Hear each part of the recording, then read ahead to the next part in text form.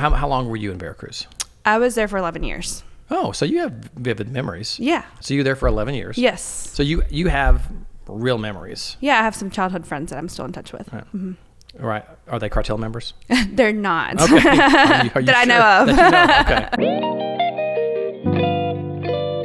Hands up, heads down, shake it off, turn around. We're kicking dirt, we're gaining ground. We do it right, do the here right now. So we're just going to jump in. Okay.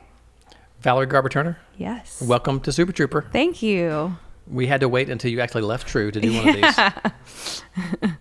So for those of you, for the viewers, listeners, you have not been with True for how long now? 2 weeks? Something like that. Yeah. It's a sad day. It is sad. It's a sad day in True history. Team member numero uno. Yes. You were the first person that I hired after founding True. Yeah. What in the world made you accept the job? I don't know. I got good vibes from you. and then it went downhill. That's when you do a documentary, and then the real story. So that was So technically, we're related, kind of. Yes. Kind of. So my second cousin is Bill Griffin. Right. So Bill's dad and my granddad were brothers. Right. And Bill is how would you describe Bill? He is like my adopted dad. Right. Second dad. Yeah. Yes. Your second dad, and you call him dad. Yeah. And you call Beth mom. Yeah. And when people would see, so do you know how many people, by the way, when I first started dating Val? Yeah. Miss Hot Dog. There were legitimately a handful of people who thought we were dating. Yeah. And actually the first time that we were at a Chicago meeting and Jared Bladow and my daughter Madeline came up to me and said, Valerie has a crush on you. And I was like, excuse me? What? No, because my two options were there was no way. Yeah. I was like, which one? They're like, Val Stremsterfer. I'm like, okay, that's good. But there's no way she does. And how do you know that? And they said, because she just said, I think I have a crush on Scott Smith. Oh, no. Yeah. I don't think I knew that story. Yeah. It's an infamous story. Yeah. My response to her was the best part ever when I walked over to her. Yeah. And I directly said, I heard you have a crush on me. And she blushed a I lot. bet. Because she was a little bit tipsy and she doesn't get tipsy a lot. Yeah. And she's like, oh my God. And I said, well, let's just go outside and make out before you change your mind. And then her team swooped her away. But that's not why we're here today. Yeah. We're here to talk about you. We're here to learn about you after you're already gone. Yeah, I know. But you're going to be around. I am, of course. You know what? Let's go all the way back. Okay. Because I bet some people know. I'll bet you 85, 90% of the crowd don't know that you were born in Mexico. Yeah. A lot of people don't know. I don't look Mexican. Not really. No. So where were you born in Mexico? I was born in Veracruz, Mexico. So it's on the Gulf of Mexico. On that side. Excuse me? Oh, I'm sorry. Gulf of America. Yeah. So my dad was American. He was born in Bluefield, West Virginia. Oh. Yeah. And my mom was born in DF, Mexico City. And then my dad, when he was in his 20s, decided he wanted to move to Veracruz. I'm not really sure why he picked that city, but he started a private school there. He was an educator. And that school is still there to this day. Wow. Yeah. So like an English as a second language kind of school, or It was a bilingual, half the day in English, half the day in Spanish. Oh. It was a private school. A lot of Americans, kids go to that school. Right. But yeah, it went from K through high school. And so he met your mom in Veracruz. Yes. So my grandmother, my mom's mom, was teaching at my dad's school, and that's kind of how the connection happened. And then I was born. My brother and I were born there. Right. Yeah. So how long were you in Veracruz? I was there for 11 years. Oh, so you have vivid memories. Yeah. You know what's interesting?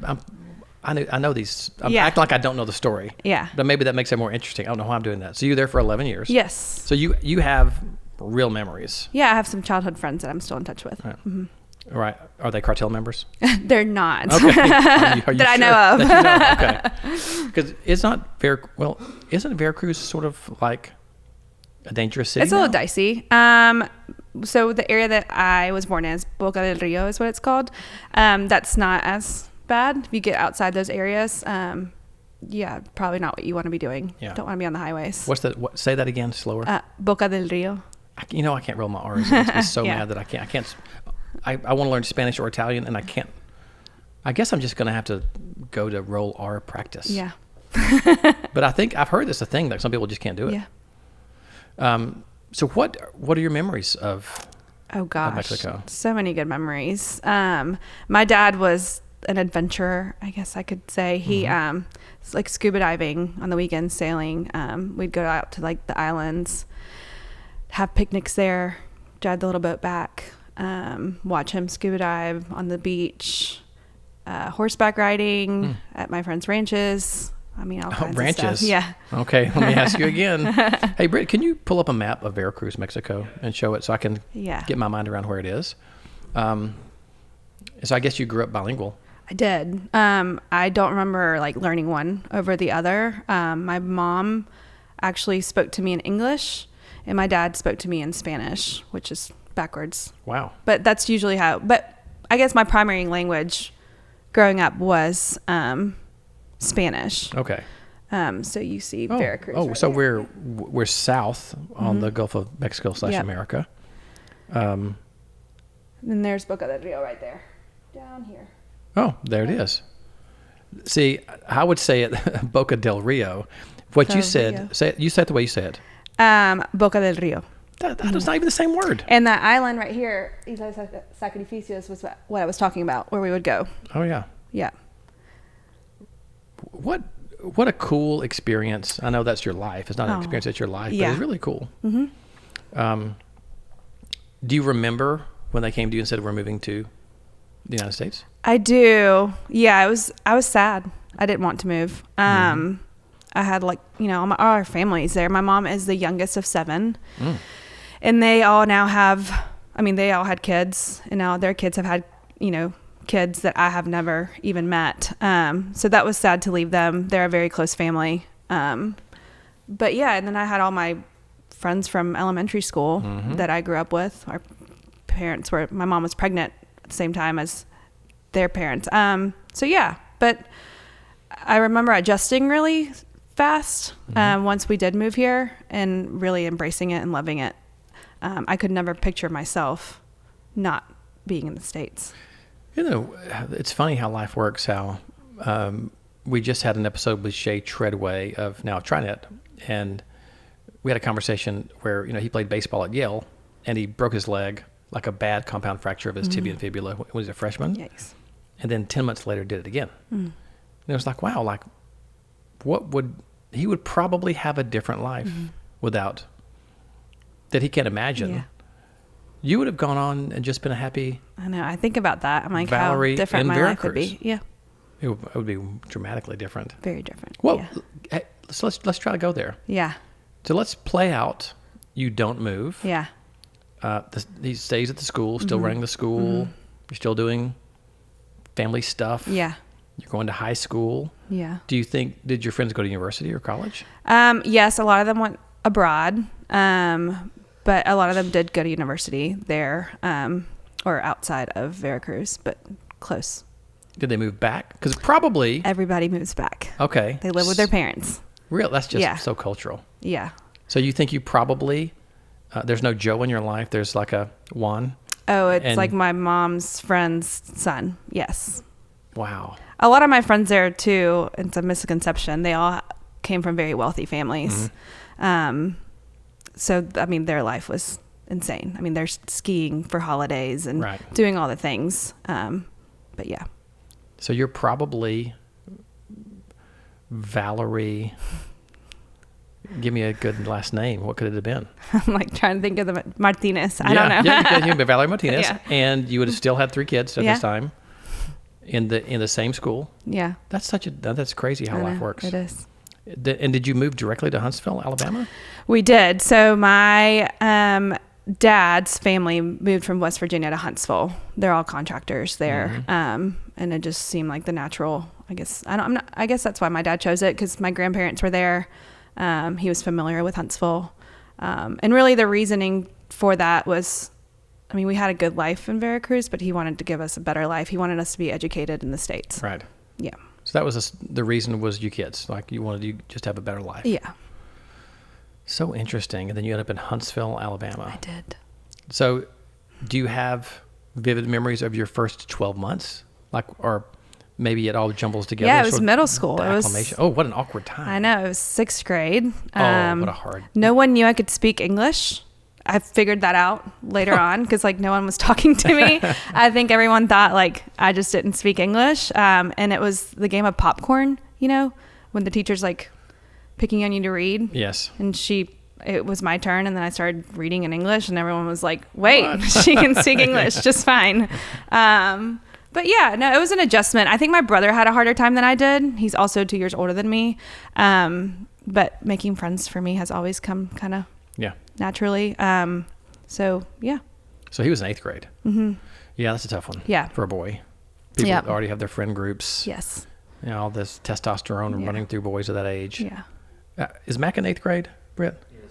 Yeah. A bunch of Macs running around thinking they know everything. Yeah. Oh, so it took him a little bit longer than it took me, I would say. And so so now what is middle school, 6th through 8th grade? What's middle school Valerie like? How would you describe yourself, or how would others describe you? Shy, probably. I flew under the radar, which I hope my kids do. Like I never got picked on. You know, I had my core group of friends. I've always been more of like a quality over quantity, but I've had good friends. I was a good student, or I think I was. I basically did what I was told. That changed later on. Yeah. Then I got to where, like, I would never say I was in the popular crowd. But then that changed a little bit in high school as I started getting older. Were you like a little... Made some bad decisions. You like a little moth turned into a butterfly in high school? Yeah. Well, I just started getting a little bit more attention that I wasn't getting in middle school. Not that I wanted it, but I mean, I remember like I was so far behind in terms of like the things that people were doing. Like I wasn't drinking. I wasn't doing all those things. Right. Made up for it once I, 17, 18. Right. Yeah. So where'd you go to Grissom High School? I did. Mm-hmm. What is Grissom? The Tigers? No, Grissom. Tigers. What's the Grissom? Tigers? Yeah. Yeah. So high school, you came into your own. Sort of. Yeah. Yeah. A little rambunctious. Yeah. Towards the end of high school. Right. I found a different crowd. Right. I mean, nothing crazy. Yes. But you were being a teenager. Yeah. But I would say overall, I was pretty good. Yeah. I think I remember a story about you getting your car taken away. I did. I never even got to see it. It was a new car that Beth and Bill had purchased. I threw a ridiculous party at their house. Right. And I continued to lie about it for 4 days, even though they had all the evidence they needed to know that I did it. Yeah, and they took the car away and gave it back to the dealership. Man, that's strong parenting right there, Bill and Beth, by the way. Let me just say A+. No, they should have done that. Having and more, the conviction honestly. to do that. Yeah. Do you remember, I mean, it's hard to get back in your mindset. Do you remember planning the party? So honestly, and I hope they watch this back because I don't think they believe me, but it really started with 4 people. I'm like, hey, 4 of us are going to go over to the house, are going to be at the house. Is that okay? And I don't know when it switched to 85 people.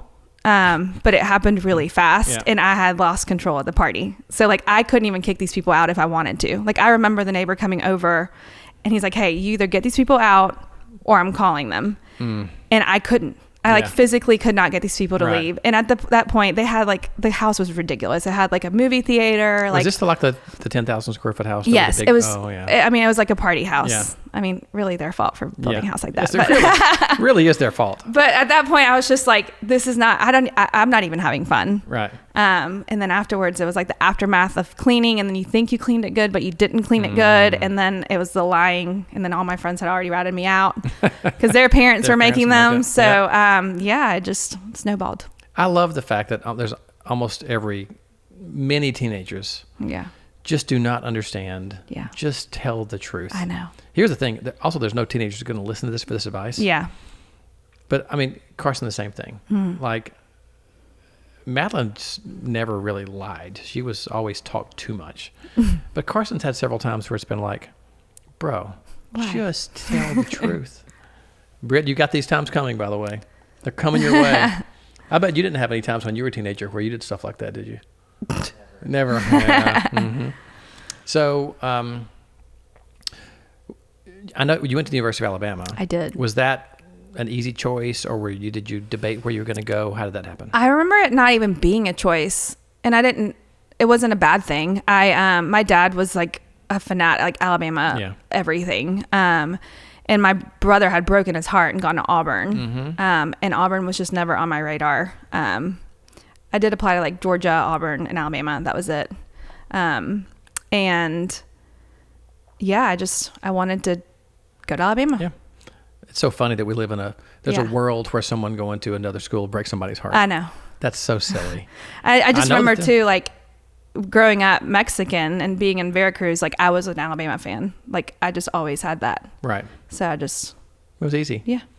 And then did you rush right away? I wasn't going to. Okay. It's just, that's still a lot of girls. But I'm glad I did. I mean, I still have some of my best friends. Everyone says, I'm from my sorority, which is true. I still have like a core group of friends from that. But yeah, I wasn't going to until like 2 weeks before Rush. So then I was like scrambling to get all the things that I needed to get. And yeah, that was an experience. So how much did you watch the Bama Rush thing, the television show? No. Oh, I'm surprised. Yeah. Well, I'm not surprised. It's wild now. You've got like so different. a dozen kids running around now, but we'll get to your kids. Towards the end. So, how it wasn't as bad then, but I think it was starting, right? The little ridiculousness of sorority rush. And can you go through like, because I don't think a lot of people that listen know, like, what is a sorority rush at Alabama like? So I'll start by saying we got saved that we didn't have social media. So that helped the whole process. But I mean, basically have 7 days of visiting these houses door to door. You're standing there watching people do these really silly door songs. And you go in the house and you have the same conversation a million times. You hope they like you enough to keep you. And then they hope that you like them enough to keep them. And then go through the selection process. And then if they kept you, you go to the next round and so on. It's wild. What an agonizing, painful, terrible process. The fact that it's I do not want Francis doing it. The fact that it still goes on is crazy. I agree. Well, now, of course, we have social media. Yeah. On steroids. Yeah. With the dances. TikTok dances. And I would have failed at that. The fits. So. Oh, yeah. Even when Tess. The $10,000 fits. Oh. Well, even just the basic fits. Yeah. So Tess, our daughter, went through Rush 4 years ago, I guess now. Yeah. And just the fact that you have a different outfit every day. Girls agonize over what they look like. Is the outfit good enough? Yes, you have the outrageous people who come from wealthy families, but even just the normal people are like spending tons of money, seeking acceptance from total strangers that they're not looking at any of your character. Yeah. Like mostly it's, are you pretty? And then it might be, are you like a legacy or a double legacy or a triple legacy, meaning your mom and grandma were there. And then girls every year get their hearts broken. I know.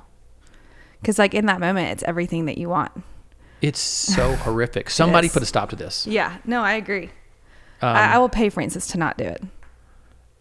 I'm so glad that Carson did not rush her fraternity. That's just as bad too. Yeah. That's bad on a whole different level. Yeah.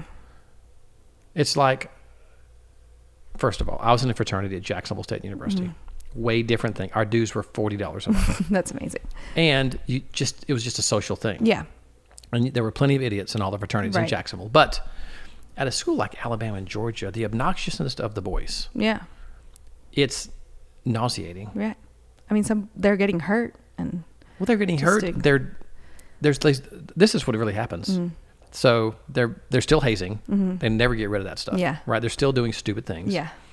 You have 19, 20, 21-year-old kids in charge of trying to let 18-year-olds get into something. Yeah. And the drinking is outrageous. The drug use is outrageous. The way they treat women is sometimes outrageous. Yeah. Like, what are we even doing? Yeah. So I think your kids are going to go like a Jesuit school somewhere by the time we're done with this podcast. I need like a small private school. Yeah. Well, this is what's crazy. Tess was either going to go to Loyola Marymount Yeah. or Santa Clara, and at the last minute went to Alabama. That is And different. I'm not. She loved Alabama, and ended up being whatever. What was that? Tridelt? Is that Yeah. right? Yeah, Tridelt. It's good. It's nonsense. It's a lot. Yeah. Okay, if there's parents out here, Don't let your kids rush. I mean, just if you can, it is crazy. Save your money. Yeah. But you did that. So you were, what sorority were you in? I was a Pi Phi. Yeah, Pi Phi, whatever that means. Yeah, exactly. And I didn't know anything about any of them. I didn't know about old row, new row, all of that stuff. So which honestly is probably better because I went into it just like not having. Whatever. Yeah. By the way, there are people out here who are saying old what, new what? Yeah. Like, don't even try to learn. Yeah. It's so stupid. It is. But I say that you had a creative college experience. I did. College was great. Yeah, I don't have anything bad to say about college. I loved it. Yeah. Who were some people that we know in the network? So Matthew Canova was in school the same time as you. Yes. So actually, Matthew's younger sister was in my sorority. Okay. Amy Canova. Right. Yeah. So I've known Matt for a while. Is there anybody else in our network that was at Alabama at the same time? I don't think so. Not that I've come across. Matt Stiles also went to law school there. Yeah. Older than you, younger than me. We have a pretty big Auburn contingent in your network. Yeah. We have Maggie, I would say more Auburn. Quinn. We have King Seville. They're both obnoxious about it too. Yeah. That's the way Auburn people are, though. Really. Who else is? Anyway. Yeah. So, when did you discover that you had an amazing talent to win beer chugging contests? Oh my gosh. I mean, it had to have been, well, yeah, going into college. My pledge sisters would bet a guy money that I would chug faster than them, and well, I don't like to lose, so we would just like make $20 here and there, just for fun.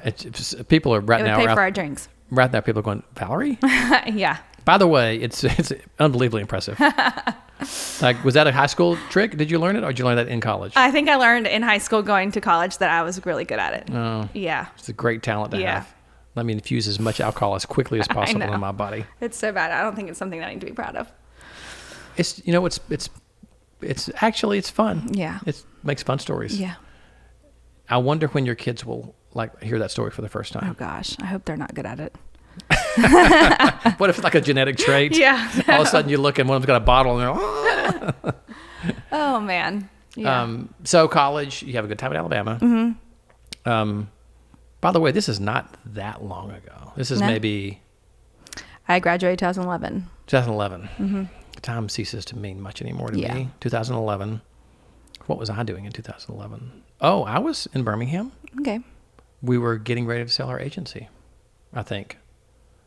Yeah, I was already adulting at this Yeah. point. So what happens after graduation? I have a total breakdown because I can't find a job. I remember crying to Bill. So I went to work with him at his dental practice. I don't think I knew this. Yeah. So how long did you look for a job? I mean, long enough to have a breakdown over Okay, it. right. But also, like, I am a planner. Like, I was hopeful that right after college I would have something lined up, and that didn't come to fruition. So I was freaking out a little bit. Mm-hmm. I worked with him for maybe 6 months, and then I started a pharmaceutical sales job. Well, before that, can you tell everybody about the most interesting interview you ever had? Oh, yes. So my very first interview out of college, I still had braces. So I've had braces on 3 times. Okay. and I was panicking because I'm like, I can't go to this interview with braces, but my teeth were still not straight. But I made him take them off, Bill. That's so funny. You could put them back on Yeah. next week. So it's this agency, it's Dwayne Clark's agency, and they work for a bunch of people in Nashville, and the agency's in Nashville. And we had a family connection with him. So he called me in for an interview to be an assistant for someone. He couldn't tell me who it was. They had just said, you know, they're touring right now. It's a woman. We went through that first interview, and I got through the second round, and they called me back into a cliffhanger, like for a private plane. And that's where the interview was going to be. Well, at that point we'd put 2 and 2 together. That was for Taylor Swift. Right. And I knew who her mom was from one of her videos. She drove a Hummer at the time, and it pulls up, and I'm just like basically having a heart attack. Yeah. But also can't act like a fan because like professional. She walks in, she interviews me. I completely bombed the whole entire thing. Like I blacked out. I honestly don't even know. It was very simple questions. Like, what would you have done differently in this room? And it was like this boardroom. Like now I would have been like, well, the chairs would have all been, you know, lined up, their water on the table, like whatever else. I don't even know what I said. Then it came down to I just didn't have enough experience, so I didn't get the job. But it's a cool story. But I got my braces taken off. So Did they go back on, or were they off forever? No, they were off forever. Oh wow. Yeah. Okay. Probably need them back on. What might have been? I know. They said if I got the job, I was flying out to Australia literally like the next day. And she's like, you're gonna be the first one up and the last one to go to bed. Oh. Yeah, it was. But it was like $65,000, and I was like, I'm gonna be rich. Yes, like, this absolutely. is awesome. But yeah, anyways, didn't get the job. Oh, did that have something to do with your kind of breakdown? I think I had the breakdown before that, and then I was like really hyped up for this job interview, and then didn't do well. And no, before I wasn't even getting interviews. Right. Like it was just like and none of my friends were, which helped, but not that I didn't want them to get a job, but you know what I mean? It's a thing. So with our kids' age now, all of our kids are somewhere between 22 and 26 now. So all these kids that we know are coming out of college, and only the ones that were either engineering majors, they're going to secondary school like doctor or law school. Every other kid has no idea what they want to do, and they're struggling. Some kids are like, I want to go to Chicago. So they start emailing resumes around. And I had to tell him, like, look, the chances of your resume getting anywhere when you're a graduate of the University of Alabama or Georgia or wherever, and you have no work experience, that's just going in the trash. You're going to have to go move to Chicago, get a job as a bartender. They server. probably didn't even make it through the filtering process. No, not even getting there. You're going to have to go mix it up and meet some people. And that's what kids have to do now. There is sort of I think kids are not equipped to go mix it up because I would agree with that. A lot of them never worked. Like you talked, so this is the first time you haven't worked since when did you start working? I started working at a law firm when I was 15. Yeah. So I've worked, and I worked all through college. Yeah. Where did you work in Tuscaloosa? At a law firm. Oh. Yeah.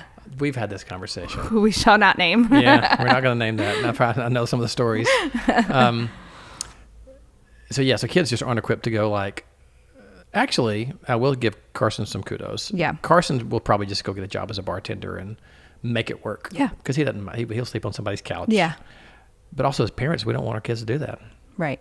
So you were in that spot. Nobody's getting jobs. You go to work with Bill. For living with them. That had to suck. Yeah. Because you're a grown up, but you're not a grown up. Yeah. Yeah. Then you get a job in pharmaceutical sales. Yes. How was that? So it was different. It was I was selling the ingredients to make the drugs. Oh. Yeah. Okay. So I wasn't going to hospitals. I wasn't doing that. It was a great job. It was the toughest boss I've had, which I think is good that I started that way. And I love Paul to this day. I stay in touch with his wife too, but it was tough. But it was great. I was with them for 4 years. And then I moved. I wanted to get out of Huntsville. Everybody comes back to Huntsville. I never wanted to do that. So I moved to Birmingham. which funny story is, I was actually supposed to move to New York with one of my best friends. And to this day, I wonder, like, what if I had? But I met somebody who obviously didn't work out. Right. So I moved to Birmingham instead. Just seemed like the more like reasonable. Yeah. Yeah. Another fork in the road where it could have gone a different way for you. And my friend did move out there. She was out there for a couple years, a few years. Yeah. So you're in Birmingham. Yeah. You're working for the pharmaceutical company. No, now I am working for recruiting. Like, I'm a recruiter. Okay. Hated it. No, all of it. Oh, so many young kids going Not to recruiting. for me. Yeah. And you either love it or hate it. Yes. So then I went to work for Influence Health in medical sales. It was fine. It was a fine job. I didn't, no complaints. I worked with a team of all men. I feel like I always joke, I've always worked with a team of all men. Right. In my first job, second job, third job, and then True. Yeah. Until Savannah came along. Yeah. It's always been men. Well, I know, because anytime we would hire someone, you'd be like, is it a girl? Yeah. Like, I'm not doing it on purpose.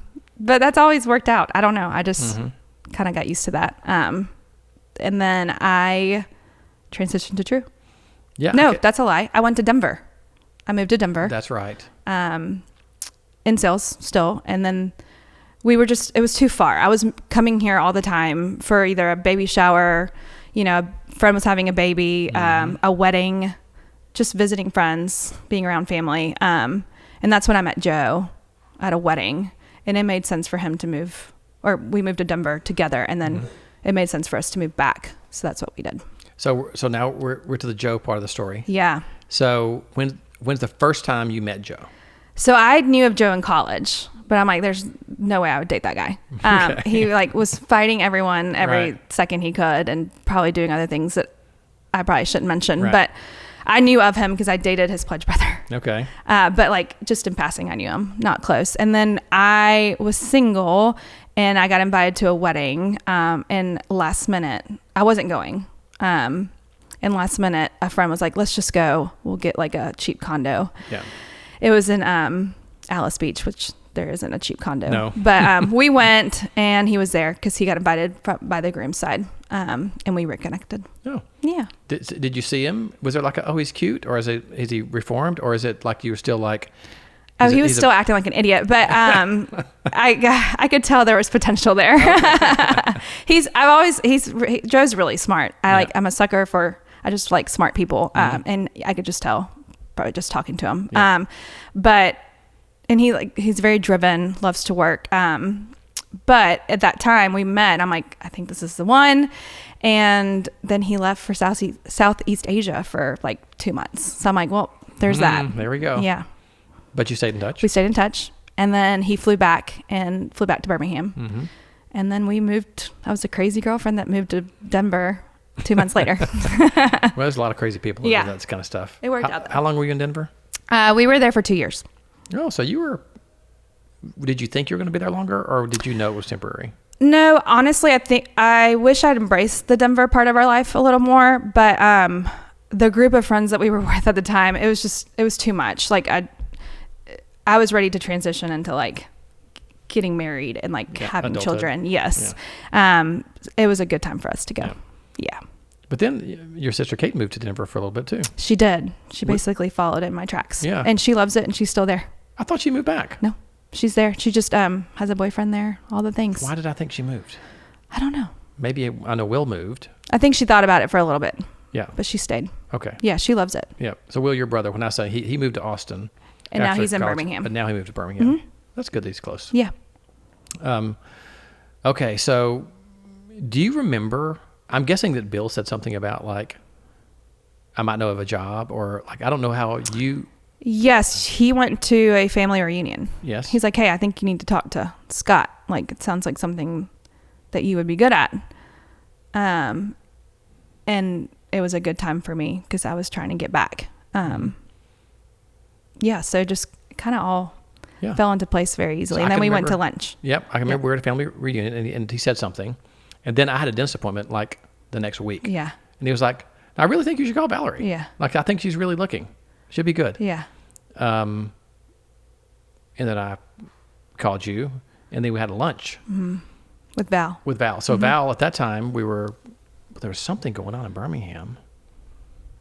It's like an old Northwestern meeting or something. And Val was in town.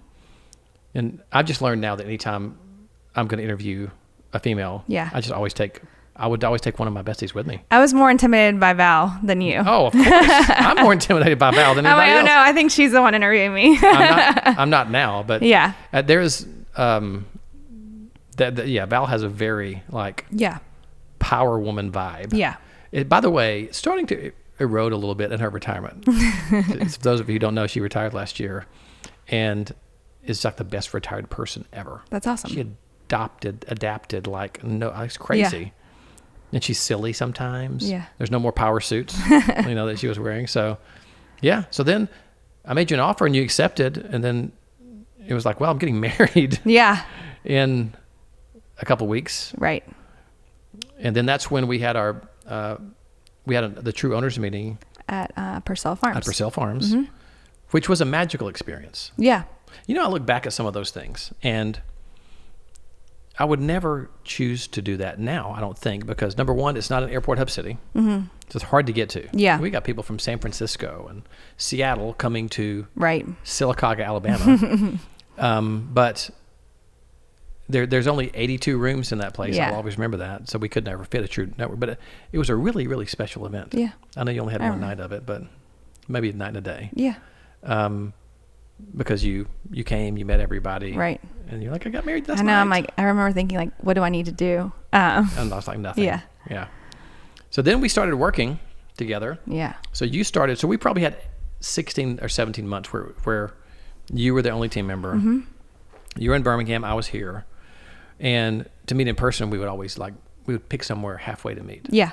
Or I would come there, or I'd come here. Yeah. Yeah. But we would meet in Coleman sometimes. Yeah. We met in the beautiful city of Aniana sometimes. Yeah. Then we did all the hotel visits. Oh yeah, because we were sourcing all the places for events. And you had a torn ACL and I had a boot. I had a torn Achilles. Yeah. Yes. That's right. And you had a boot. Yeah, we were quite the sight. Yeah. And there was the infamous time where we get to the Newark airport together. We'd gone to New York to visit agencies and to look at hotels. Yeah. And we get to I'm at the wrong airport. Security, and it's like, and they're like, you're at JFK, madam. Yeah. Did not make that flight. No. And I remember thinking, there's nothing. Good luck. Let me know. Yeah. I think we have to tell the story because we talked about it on Tuesday today, but we'll have a different crowd. Okay. You also lost a bunch of weight when you the first 6 weeks. Yes. With True. I want to say you were doing fasting or not fasting. What was it? The intermittent. Yeah, you were doing intermittent fasting, I think. Was I? But not purposefully. I don't know. No, I just remember going all day without eating. And I'm like, I am hangry, but I got to hide this because I can't let him know that I'm starving. But yeah, I lost I want to say it was 8 to 10 pounds. Yeah. You were being so sweet. You didn't want to say anything. Yeah. But we would just meet and work. Yeah. And I don't think my whole life. Yeah, you just go. The only reason I think that I maintain a reasonable weight. Yeah. Is that, if I'm exercising, but if I'm not. Right. I don't fluctuate that much because I'll go all day without eating. Yeah. So I naturally intermittent fast. So I might, I'll wake up, I'll have a coffee or a latte, and then I just won't eat until 5. Which is funny because now I do that. Yeah. But. Yeah. I just think it's funny that it took you 3 or 4 weeks to go. Oh, yeah. I got to eat. I do remember you literally said, can we eat? I was like, oh no, starving Valerie. So then we started hiring people. Yeah. Gosh. So when you started, I think there were 31 member agencies, 28 or 31, something like that. I remember it being in the 20s. Yeah. So probably 28 was at that time. And now there's 93. It's wild. Yeah. It's quite crazy. I didn't plan on this. You know what? I think it's worthwhile. I mean, I'm only going to talk about this one True team member because you guys developed a unique bond. Yeah. But you and Joel became really close. Yes. Not that you don't love everybody else. Yeah. I'm not saying he's your favorite. Yeah. But I will say he's probably your favorite. How did that bonding happen? How did you guys become close? I don't know. I think it was just like a natural thing. our personalities just clicked together. I could also tell that he was awesome at his job, which I really appreciated. And he just, I don't know, he's got a personality about him. Like I trusted him. Yeah. So that goes a long way with me. Yeah. Yeah. Are you going to stay in touch? Yeah. I'd like threaten him with his life. Okay. If he didn't. All right. So when was Trip born? COVID time. So April 2020. So April 2020. And then William? He was 2022. Okay. And then Francis was 2024. Oh, so 2022. Yeah. Okay. So bam. Yeah. Are their birthdays around the same month or anything? No. Okay. Yeah. They're all spread out. I was going to make a spawning joke or something that you have babies all at the same time. No. All spread out. Did you always want 3 children or a big family? I think so. Yeah. Joe's the youngest of 3. And if you add all of mine together, I'm in the middle of 4 total. But yeah, like the whole mom thing comes kind of natural to me. Yeah. So I made the joke so many times that you were like, you just started repopulating the world as your time at True. How was it managing? Oh gosh. Because you had a lot of work from home time, COVID, 2020 and 2021. You're having babies. Yeah. You're trying to manage 2 kids for the majority of the time, then 3 and work. How was that? Well, it's funny looking back now that the hardest for me was when it was just Trip. I guess I was a first time mom. I didn't know what I was doing. Yeah. We were doing Shake It Up for the first time. And I had a total breakdown putting those boxes together. I have a picture still of it. But my girlfriends came over. I remember this. We got pizza and wine and they helped me knock it out. But I also don't think that we were going to have as many as we did. Mm-hmm. But also with it being my first time doing it, didn't realize that you could do all the shipping labels at once. Right. So I did them all individually. And finally the UPS guy felt so bad for me that he ended up doing it for me. Right. So I just brought him all the boxes and I was like, save me. But now, with traveling and stuff and kids, it did get hard, but now it was easier with 3 because I just seasoned mom. I knew how to do it. Right. But yeah, I like working, honestly.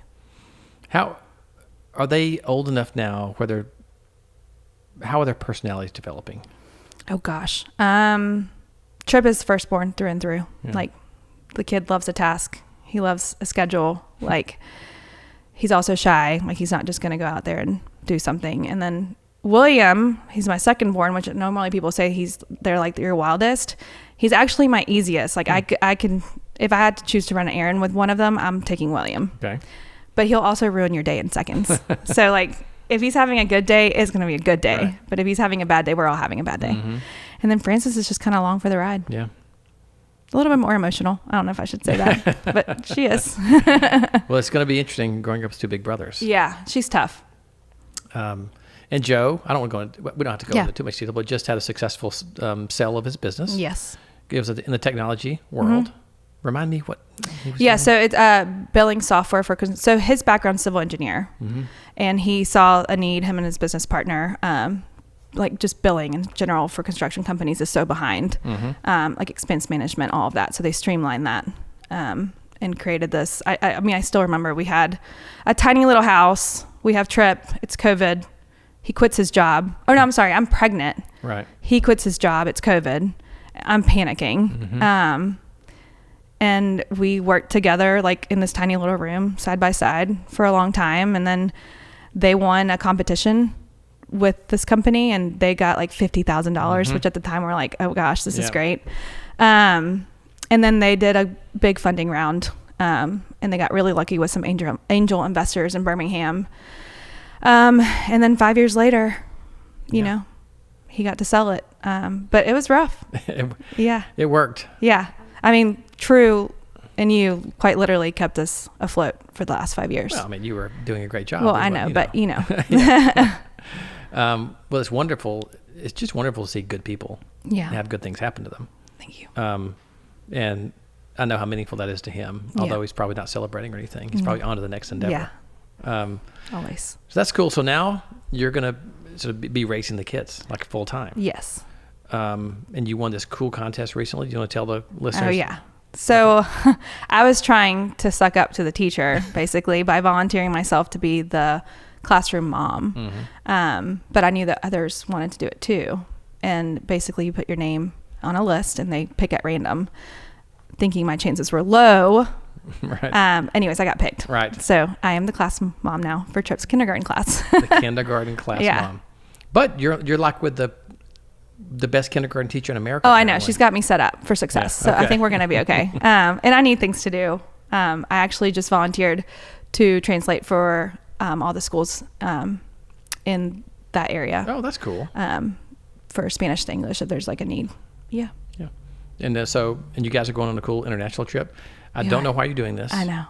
But you're going to Portugal. I'll have to report back on how it goes. But yeah, we are going to Portugal. And then, we're starting in Paris. So my childhood best friend from Mexico, he's brilliant. He moved to Paris to get his second master's or something crazy. And he stayed there. So we're going to go visit him because my kids have never met him. We're going to be there for like 2 nights. And then we're going to make our way to Portugal. So I just want to make sure we understand this. Yeah. You're getting 3 kids. Yeah. Under 6. Yes. Under 5. Under yeah. 5. 5 and under, yeah. On a plane. They'll sleep the whole time. To Paris. Yeah. Then you're going to stay in a hotel in Paris. Yeah. For a couple nights. Yes. Then you're going to get back on. Then you're going to go to Charles de Gaulle and get back on another plane in Paris and fly to Portugal, where you're going to stay for a week. And then fly home after 6 days. That just sounds dicey. But we're taking my sister, so that will help That'll help. a little bit. Yeah. I think. Are you going to give her? So is Kate going to be able to go out, like put No. the kids down, go out at night after she? No nights out. No, none. I'm kidding. No, I can't leave her out in Portugal or wherever by herself. Okay. She doesn't even speak the language. What are you going to miss most about working? What are you going to miss most? Our team. I mean, just having people to talk to. Honestly, it's like it was already kind of hard working remotely. You know how that goes. Like we always had our best conversations when we were in person, but just having people to talk to.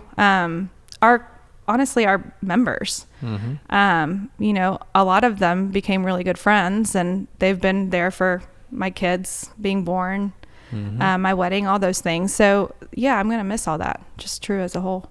Well, you've got to carve out, get with Joe and say, look, I'm going to go to one event per year. Yeah. Just make it be once every year. That way you can let all the tension build up with being at home. Then you can just come to you can get with Val. Yeah. Not Val. And you guys can just do go to the spa. That would be great. Pop in with like an interesting speaker. Yeah. Go to the concerts. Like all the fun stuff. Yeah. That's like the best. I want to do that when I retire. Oh, yeah. I'm going to start going to true events in my retirement. There you go. All right, Valerie Turner. Yeah. This was it. This is Super Trooper. Awesome. How much easier is this than you thought? A lot easier. Yeah. Yeah. You just talk. It's always nerve-wracking when there's a microphone in my face. Yes. We didn't bring drinks, so we can't cheers like we do. So we have to do this. Cheers. Pound it. Cheers. All right. True love. True love. See ya. Hands up, heads down, shake it off, turn around. We're kicking dirt, we're gaining ground. We do it right, do the hill right now.